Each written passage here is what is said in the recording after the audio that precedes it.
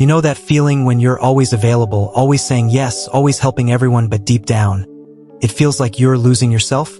Yeah. Maybe being too nice is actually tearing you apart, and you haven't even noticed yet. It's hard to admit, but the truth is not everyone will return your dedication the way you give it.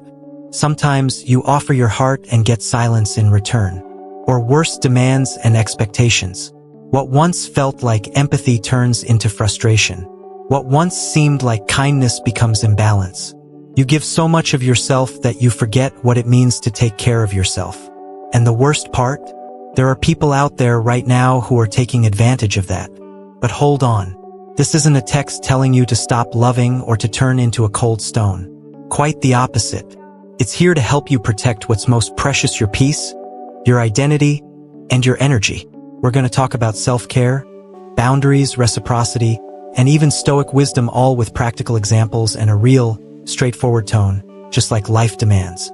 Get ready, because today you might see something no one else has dared to show you before.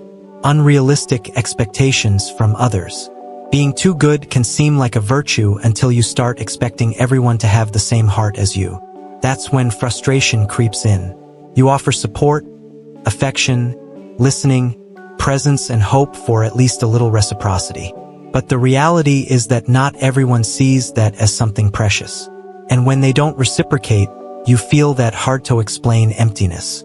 It's like you give and get nothing back. Your self-esteem takes a nosedive, and without realizing it, you enter a silent cycle of disappointment. That unspoken pressure you put on yourself, even unknowingly, comes from a lack of self-awareness. The more you expect others to do what you would do, the more pain you carry. This is where Stoic wisdom steps in, focus on what's within your control, and that includes your expectations. You can keep shining your light, but without burning out waiting for something in return.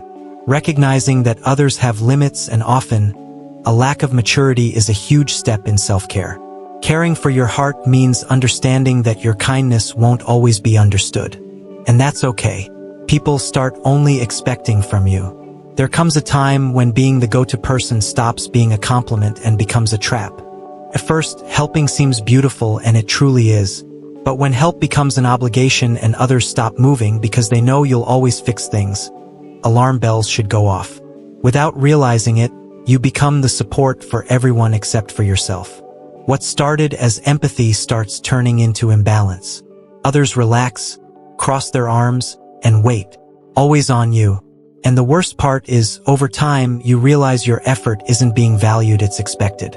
You start being seen almost like a tool there, available, always ready. And bit by bit, your energy is drained.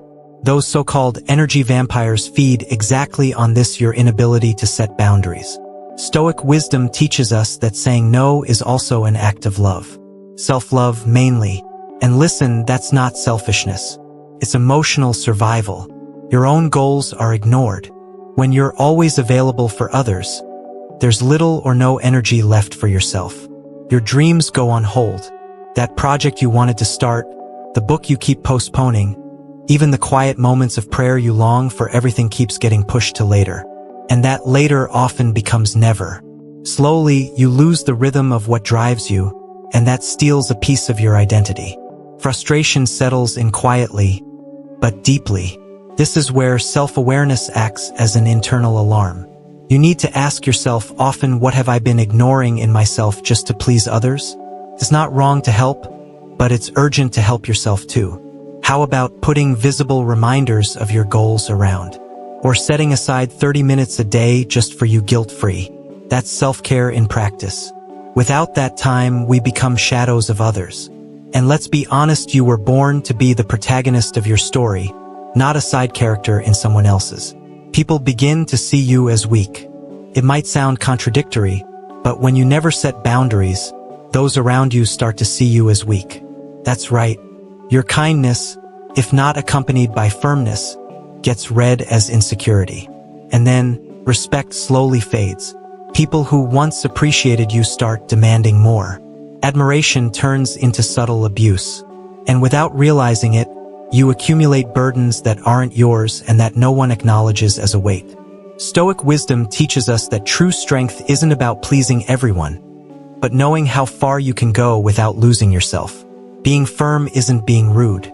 It's having the clarity that those who respect themselves set boundaries. Your self-esteem grows when you realize that saying enough is liberating. And those who truly love you will understand. Those who don't, maybe they were only interested in your usefulness, not who you really are. And, let's face it, you're worth way more than your role in others' lives. You attract people who only want to benefit. When you keep giving without measuring the cost to yourself, you end up sending an unconscious signal, use me. And unfortunately, some people hear that loud and clear. These are the famous energy vampires, folks who don't want to build anything with you. Just suck whatever they can. You offer support, they demand more. You extend your hand, they ask for your arm, your shoulder, and your sanity. And the worst, they don't feel grateful, they feel entitled. The imbalance is cruel, silent. And when you realize it, you're already exhausted. That's why protecting your energy is a matter of survival. Start paying attention to how you feel after talking to certain people, light or drained, motivated or weighed down. That's a valuable signal. Self-awareness gives you that emotional gauge. Stoic wisdom also teaches who you allow close shapes your routine, your mood, and your worldview. Choosing who you share your attention with is a profound act of self-care and wisdom. You might develop addictions or compulsions. When you live at a constant pace of giving, ignoring your own limits and needs, sooner or later your body and mind will demand payback. But instead of stopping to listen, many people seek quick relief, and that's where addictions and compulsions come in. It might be overeating, impulse shopping, endless scrolling on social media, binge-watching shows, all to fill a void born from neglecting self-care. It's like trying to put out a fire by throwing a blanket on it. It hides the flames but doesn't solve the problem. These behaviors are emotional alarms. Your brain is asking for help. The frustration of not being seen, the lack of reciprocity, the exhaustion all become triggers. That's why it's essential to create small routines to reconnect with yourself. Breathing exercises, walks, reading. A good start might be The Power of Now by Eckhart Tolle or Meditations by Marcus Aurelius. Self-awareness is the antidote to emotional imbalance. And remember, caring for yourself isn't a luxury, it's a basic necessity. People become suspicious of your kindness. We live in a world where kindness has become suspicious. Yes, it sounds strange, but it's true. When you're too good, some people start to think there's something behind it. You've probably heard the phrase, nobody's that nice without wanting something in return, right? Your kindness turns into a puzzle. And that hurts, because beyond giving, you still have to justify yourself. Instead of gratitude, you get doubt. And that undermines the self-esteem of someone who just wanted to do good. Frustration builds up, and the heart slowly closes off. But the truth is, the problem isn't you, it's the history of trauma and distrust those people carry. That's where Stoic wisdom comes in again. You can't control what others think, but you can choose how to react. Keep being a light, but without the obligation to prove anything. Kindness doesn't need justification. Just be careful it doesn't expose you to imbalance. Being good doesn't mean being a fool. It means being wise enough to help without erasing yourself, and that's freeing. The antidote: Stoic practices for protection. It's time to flip the switch. If giving too much made you forget yourself, the way back begins with small, conscious practices. The first is to listen to your feelings. It sounds simple, but many people never learned how. When something bothers you, pause and ask, what am I feeling, and why? This self-awareness exercise can save you from repeating frustrating patterns. Don't ignore your pain or minimize your fatigue. They're your internal thermometers. The second practice is learning to say no. A respectful no is worth more than 1,000 forced yes. Along with that comes the third action: setting aside exclusive time for yourself. Seriously, put it on your calendar.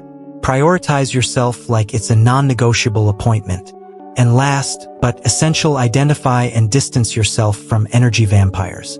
It's not cruelty, it's applied Stoic wisdom. People who drain your peace don't deserve your consistency. You weren't called to erase yourself, you were called to live with balance, purpose, and strength. So, how much have you been respecting yourself lately? In all that giving, have you forgotten to see yourself? Maybe today is the moment to ask, who have I become trying to please everyone? And even more importantly, who do I want to become from now on? You don't have to stop being good, you just need to be good with wisdom, with boundaries, with self-care, with balance. The world needs your light, but it also needs it to stay shining. So, how about starting today?